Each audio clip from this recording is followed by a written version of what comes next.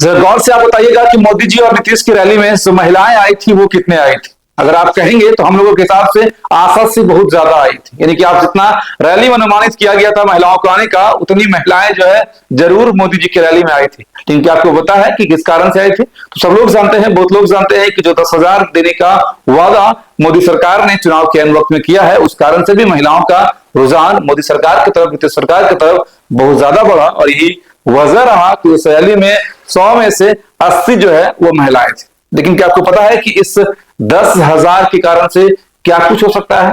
आप एक मोदी जी की रैली करने में बिहार में कम से कम 100 करोड़ के आसपास के खर्चे आते हैं।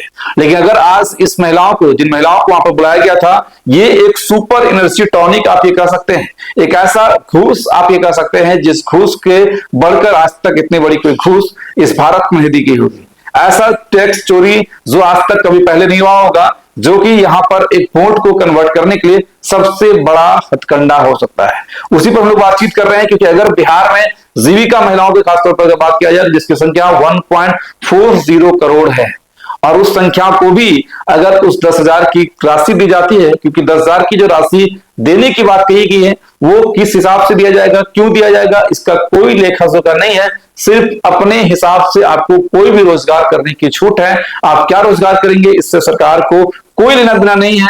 जिस तरह से कि पहले किसान निधि दिया गया, उसमें बताया गया कि आपके जमीन की रसीद लगेंगे, जिसके बाद कि आपको 2,000 रुपया अकाउंट में आ जाएगा।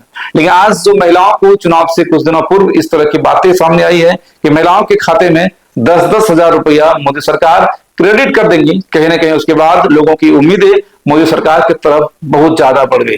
और हम आपको आंकड़ा बता दें कि अगर 140 करोड़ जो एक मतलब 1.40 करोड़ जो 1,40,00,000 की आबादी जो जीविका की बिहार में महिलाओं की है, अगर उसमें 10,000 की राशि ट्रांसफर होती है तो टोटल खर्चा 140 करोड़ आता है। मतलब साफ है कि मोदी जी के एक प्रोग्राम के बराबर के खर्चे से पूरे महिला वोटर भाजपा या नीतीश सरकार के करीब आ जाएंगे। ये उनकी सोची समझी साजिश है, या फिर सोची समझी आप ये कहिए तरकीब है, या फिर सरकार की उदारता है कि कम से कम अगर हम टैक्स के पैसे सरकार चलाते हैं तो क्यों ना सरकार के पैसे को सरकार के ही लोगों के खाते में डायरेक्ट भेज दिया जाए।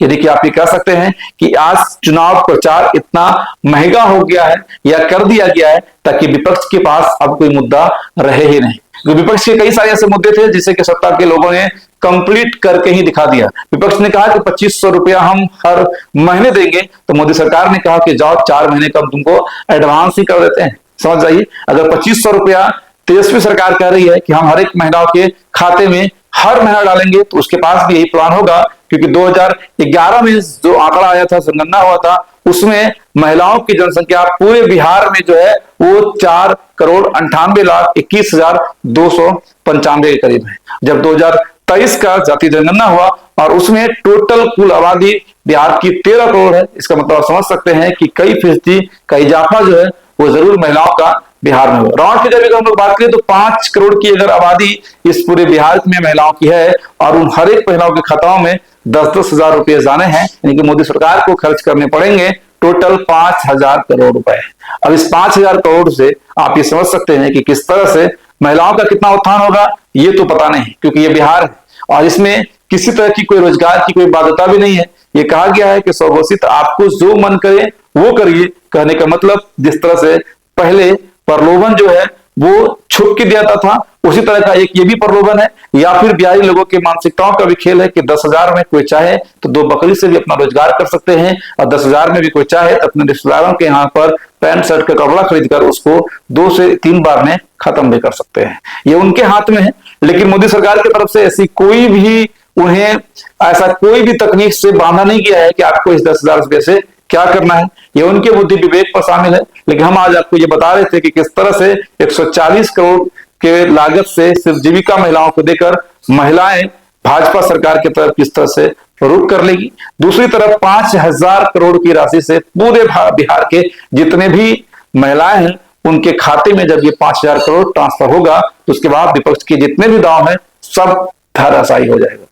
क्योंकि हर एक महिलाओं के खाते में जब 10,000 रुपये आएंगे तो कहने का मतलब ये होगा कि मेरा वोट सिर्फ भाजपा को, मेरा वोट सिर्फ नरेंद्र मोदी सरकार को, क्योंकि अभी फिलहाल हमारे लिए इतनी बड़ी पैकेज की अगर किसी ने व्यवस्था की है तो वो भाजपा के मोदी सरकार है। हमने सोचा कुछ आंकड़ों का खेल आपको बताया जाए। इस आंकड़ों के हिसाब से किस तरह से चुनाव को दिन प्रतिदिन सरकार महंगा करती जा रही है, या फिर विपक्ष के पास ऐसा कोई मुद्दा छोड़ ही नहीं रही है जिससे विपक्ष सामने वाले से ये करके वोट मांगे कि उसने जो नहीं किया वो हम कर दे रहे हैं। क्योंकि विपक्ष जो जो मुद्दे को रख रहा है उन हर एक मुद्दे पर किसी न किसी तरह से सत्ता पक्ष जो है उस काम को करते नजर आ रहे हैं। यानी कि बेखौफ है, यानी कि बदहाली है, मतलब साफ है कि डर है, सरकार को डर है कि कहीं हमारी जनता हमसे दूर न जा रही हो, और वो दूर जाती हुई जनता पास कैसे आए उसके लिए सरकार विपक्ष के ही मुद्दे को अगर कहा जाए तो सीधा सीधा पूरा करने में लगी हुई है। यानी कि विपक्ष इस वक्त बिहार में पूरी तरह से मजबूत है, क्योंकि दो शानदार विपक्ष इस वक्त बिहार में पूरी तरह से फील्डिंग कर रहे हैं, जिसमें एक पहला नाम